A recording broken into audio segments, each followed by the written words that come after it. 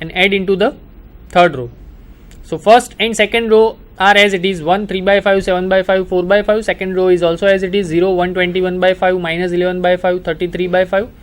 And the third row, the whole third row become 0 0 0 0 0, right? So in the first column we have leading entry 1, in the second column we have leading entry 121 by 5, but in the third column we don't have any leading entry. Okay, in the third column we don't have any leading entry. So assume that first column is for x, second column is for y, and the third column is for z, right? So in the third column does not have any leading entry, so that means what? We have to suppose z is equal to k, right? Because third column does not have leading entry. If suppose second column does not have leading entry, we have to suppose y is equal to some variable, right?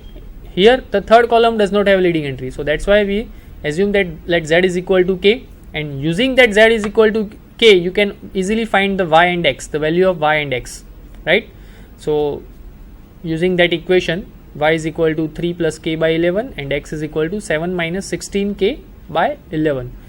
So clearly these equations are consistent, because you will get not only a unique solution, you will get here infinitely many solutions, because whenever you change the value of k, you will get another value of y and another value of x, so you will get infinitely many solutions. So this system of linear equations definitely have infinitely many solutions, not only a unique solution. So this is the consistency, the system of equation are consistent. So the question 1b, first part is clear, and the next part, find the matrix representation of the quadratic form. Here is the quadratic form, that x1 square plus 7x2 square minus 3x3 square plus 4x1 x2 minus 2x1 x3 plus 6x2 x3, right? Solution: x transpose Ax is equal to, with the row matrix x1 x2 x3. Now this matrix is, now what is the coefficient of x1 square? 1. Okay, so the main diagonal, you can see on the screen, we have main diagonal is, first element is 1, the second element, that means second element means in the second row and in the second column second element, so that is in our main diagonal. So that is coefficient of x2 square 7, and what is the coefficient of x3 square? Minus 3. So you can see the coefficient of x1 square is 1, 7 minus 3, so that main diagonal is 1, 7 minus 3. Now what is the coefficient of x1 x2? 4. That 4 we have divided by 2, right? So 2 is in the place of right side of the leading entry, first leading entry, and the below of that leading entry 2. What is the coefficient of x1 x3? Minus 2.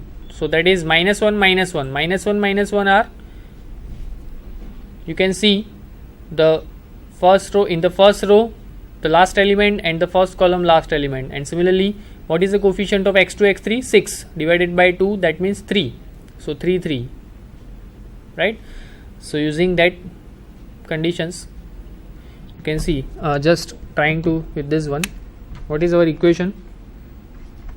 x1 square plus 7 x2 square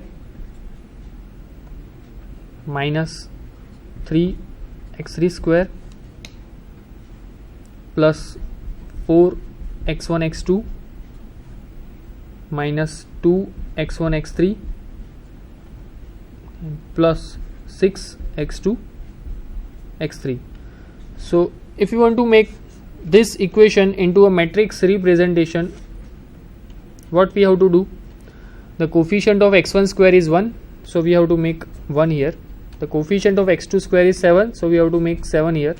The coefficient of x3 square is minus 3, so we have to make minus 3 here. Now what is the coefficient of x1 x2? That is 4, so we have to make 2 and 2 here divided by 2, right? What is the coefficient of x2 x3? That is 6, so this place is for x2 x3 divided by 2, that is 3. And what is the coefficient of x1 x3? That is minus 2, so divided by 2 means minus 1 minus 1, so minus 1 minus 1. So here is the matrix 1 2 minus 1 2 7 3 minus 1 3 minus 3. Okay, so that you can see on the screen 1 2 minus 1. See 1 2 minus 1 2 7 3 minus 1 3 minus 3. So this question asks simply 2 marks. So this is complete now. Now next question 2a. Question 1 is complete, which is compulsory in this paper, right? 14 marks of question. The question 1a asked in 7 marks. There are two questions. Question 1a, one part is 5 marks, have 5 marks, second part is 2 marks. Similarly for question 1b. So question 1 is complete now. Now this is question 2. Define a part. Define rank of a matrix. Determine the rank of the given matrix. This question asked in the 7 marks. So this is very important. The matrix have 5 cross 5. You can see we have 5 cross 5 matrix and we want to find the rank of this matrix. So normally what we have to use, whatever the matrix we converted into a row echelon form, and whatever the number of non-zero row in the row echelon form matrix, that is our rank of matrix. Okay, so that we have to do here first. And define rank of a matrix, so we have to given the definition of rank of a matrix. So here is the definition. The positive integer r is said to be the rank of a matrix A if it satisfies the following properties. The first property is there is at least one minor of order r which is non-zero. Okay, there is at least one minor of order r which is non-zero. If suppose if this matrix have rank 3, so that means what, there is at least one minor of from this matrix, one minor with the order of 3 should be non-zero. That means determinant of that 3 cross 3 matrix should be non-zero. And what is the second condition? Every minor of order greater than r is 0. Okay, that means whenever we are going from bigger minor, that means if you take 4 cross 4 matrix, if suppose this matrix have rank 3, right? If suppose, just for suppose, if suppose this matrix have rank 3, so whatever the matrix you choose from this matrix, 4 cross 4 matrix, any 4 cross 4 matrix of this matrix, determinant should be 0. All the 4 cross 4 matrix from this matrix, from this 5 cross 5 matrix, determinant should be 0, right? So the first condition is there is at least one minor of order r which is non-zero, and the second condition is every minor of order greater than r is 0. So rank of matrix, and rank of matrix is denoted by with this notation, rank of A, right? So what we have to do here, first we use the different method from the definition because it's very long process. So what we have to do, there is another definition is for the rank of matrix, the common dimension of the column space and the row space. Okay, that is not mentioned here, but you just remember that the common dimension of the column space and the row space, that is the rank of a matrix. Okay, so we use that definition, we convert this matrix into a row echelon form. So here is our first process. What we have to do here, you can see this is our first matrix and we multiply first row, sorry, here is the process r2 minus r1, r3 minus r1, r4 minus r1 and r5 minus r1. So 4 processes are together we are doing here. So the first row is as it is 3 4 5 6 7, but the second, third, 4 5 are changed now. Second row become 1 1 1 1, all the elements are 1. The third row all the elements are 2. In the fourth row all the elements are 7, and in the fifth row all the elements are 12. Okay, now it's very easy because whenever you multiply second row with minus 2 and add into the third row becomes 0. Whenever you multiply second row with minus 7 and add into the fourth row becomes 0. And whenever you multiply second row with minus 12 and add into the fifth row. The fifth row is also 0, right? So that is our next process. We multiply second row with minus 2 and add into the third row. We multiply second row with minus 7 and add into the fourth row, and we multiply second row with minus 12 and add into the fifth row. So here is the process, and all the third row, fourth row and fifth row are 0 now. So only the first and second row we will get the non-zero, and now this matrix is in row echelon form. Okay, no, this is not in row echelon form, but you can check one minor from this matrix. Okay, you can check one minor. We will get this minor. We have this matrix now: 3, 4, 5, 6, 7,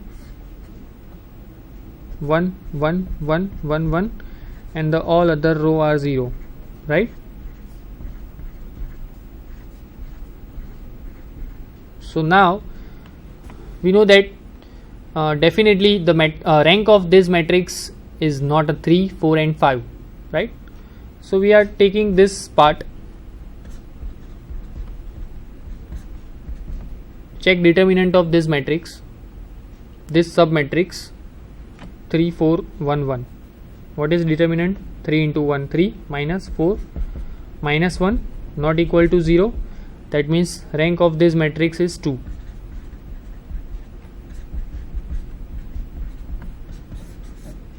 Okay.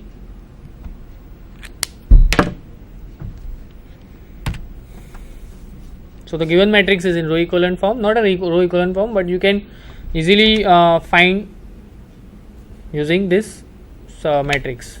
So the rank of A is 2. Define the adjoint of a matrix. Find the adjoint and inverse of A by determinant method. Second part. Question 2b. A 1, 1, 1, 1, 2, 3 and 1, 4, 9. Okay. We want to find the inverse of matrix but using the adjoint method. So what is the inverse of 3 cross 3 matrix? The definition is that the transpose of the matrix of the cofactor is called the adjoint of the matrix. So the transpose of the matrix is very easy. You know that how we make transpose of a matrix. You just interchange the row and column. Whenever you interchange the row and column, that is the transpose of the given matrix. So the to become transpose from the one matrix to another matrix is quite easy, but the main part is to find the cofactor. That means we have to find adjoint of the given matrix, and for the adjoint of the given matrix we have to find cofactor of all the elements, all the 9 elements, because here 3 cross 3 matrix, so we have total 9 elements. So we have to find all the cofactor of this matrix, right? So let's see how we find cofactor. Here is the matrix 1, 1, 1, 1, 2, 3, 1, 4, 9, right? This is our matrix A. Okay. Now what we have to do? We want to find all the cofactor of all the 9 elements. Okay. So the cofactor of first element, this one, that is called C11, because this element is in the first column and the first row. So that is why we call C11. The cofactor of C11, that is equal to minus 1 raised to 1 plus 1 into determinant of, remove this this column and this row. That means this element is in the first column and the first row, so we have to remove first column and the first row, right? So left out elements are this 4 elements, 2, 3, 4, 9, 2, 3, 4, 9, and determinant of this matrix is this minus 1 raised to 2, that is 1, 9 into 2, 18, minus 12, that is equal to 6, right? Similarly, we want to find the cofactor of the second element. Okay, that means this element. So again minus 1 raised to 1 plus 2 into,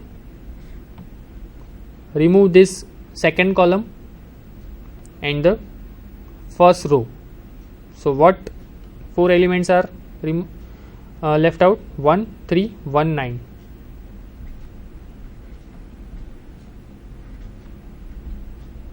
So this is minus 1 raised to 3, that is minus 1, 9 minus 3. So that is minus 6. So 6 minus 6. Okay. Similarly, you can find C13, C14, all you can find, right? Very easily. And then, what is our adjoint of A? This is C11, C12, C13. That is here C11, C12, C13. Then you can find with this method C21, C22, C23. That is here C22, C23. Sorry, C21, C22, C23, and then C31, C32. So this is our adjoint of A. You can see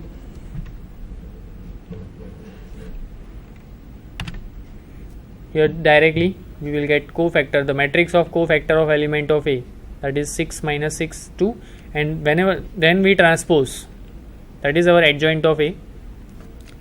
So this is C11 is 6. You can see C11 is 6. So here 6. C12 is minus 6. So here minus 6. You can see 6 minus 6 in the first column, 6 minus 6. Okay. Then 2 is definitely C1, 3. Okay, so here you can using this method you can find the adjoint of A. Next we want to find the inverse of matrix. So the formula for inverse of 3 cross 3 inverse of matrix is actually adjoint of A upon determinant of A, and the condition if determinant should be non-zero. So here we can find determinant of the given matrix 1 1 1 1 2 3 1 4 9. Here is the